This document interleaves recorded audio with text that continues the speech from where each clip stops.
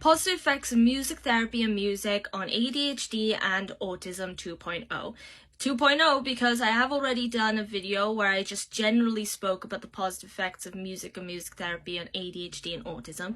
But in this video, I just want to make a more concise list, just listing them as I go. So let's just get into it.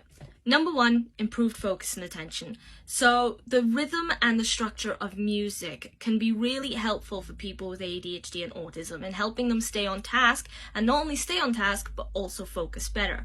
I myself tend to use music when I'm exercising, or when I'm writing a novel, or when I'm studying, or whenever I'm trying to complete a task that I perhaps don't feel particularly motivated to complete at that time. And the best way I think I can describe it is it feels a lot of the time like you are almost writing, running, whatever you're doing, to the rhythm of the music. There's a structure to follow, and it's easy to follow, and it really reduces stress. 2, emotional dysregulation. Now, emotional dysregulation is a biggie for people with ADHD and autism, but again, the rhythm of music can create a really calming and soothing effect that can help reduce overall anxiety and stress for people with ADHD and autism. Number 3, improved communication and social skills. So music therapy often encourages interaction through live and improvised music that then can help facilitate social communication. So the best way I think I can explain that is, for myself, I often feel like a lot of my anxieties and my stresses and my triggers and the things that might overwhelm me in any given social situation basically disappear when I'm attending live gigs to music that I really enjoy. Reason being, because I'm around people and I'm surrounded by people who are only there for one purpose: to enjoy that music and to have a good time. So I feel very much included in the space, and suddenly I'm able to communicate with people a lot better than I would when I'm not at that gig. 4, sensory integration. So again, the rhythmic nature of music can be really beneficial for people with ADHD and autism who have a particular struggle with sensory sensitivities or sensory input, by helping regulate the sensory symptoms.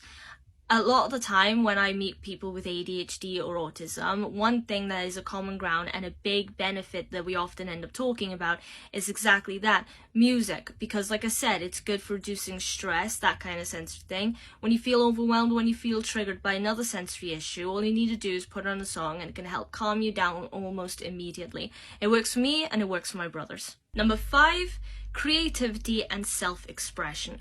So music can really offer an opportunity for people with ADHD and autism, not only to be very self-expressive about how they feel or what they're thinking or what their tastes are, but could also help foster creativity exploration. Because a lot of the time, I struggle if I'm sitting down at the table, for example, to come up with different pictures I want to draw, different artworks I want to do, or even sometimes to continue with the stories I write about what happens next in the narrative.